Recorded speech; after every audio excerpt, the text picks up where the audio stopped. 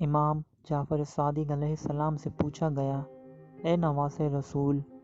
وہ کون سا انسان ہے جو کبھی بھی غریب نہیں ہوتا اور مفلس نہیں ہوتا؟ جیسے ہی یہ پوچھا گیا تو نواس رسول صلی اللہ علیہ وآلہ وسلم نے ارشاد فرمایا، اے بندہ خدا، میں نے اپنے بابا، انہوں نے اپنے بابا، انہوں نے اپنے بابا اور انہوں نے اللہ کے رسول صلی اللہ علیہ وآلہ وسلم سے سنا کہ ایک انسان ایسا بھی ہوتا ہے جس کے لیے اللہ غربت کے دروازے بند کر دیتا ہے۔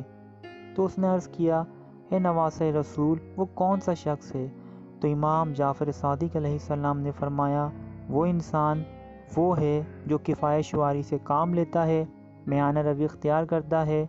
تو اللہ تعالیٰ اپنے فرشتوں کو حکم دیتا ہے کہ اے میرے فرشتوں، اس انسان کے لیے رزق کے اسباب پیدا کرتے رہو اور اس کی طرف غربت کے دروازوں کو بند کر دو، کیونکہ یہ میرا وہ بندہ ہے جو اپنے وجود کو فضول خرچی سے دور رکھتا ہے، اور اس طرح انسان کی زندگی سے مفلسی دور ہو جاتی ہے، کیونکہ فضول خرچی کرنا اللہ تعالیٰ کو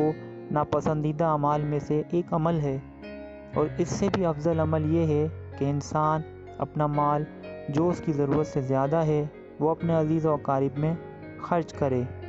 کیونکہ اس عمل سے جنت کی ضمانت اللہ تعالیٰ اس انسان کے مقدر میں لکھ دیتا ہے۔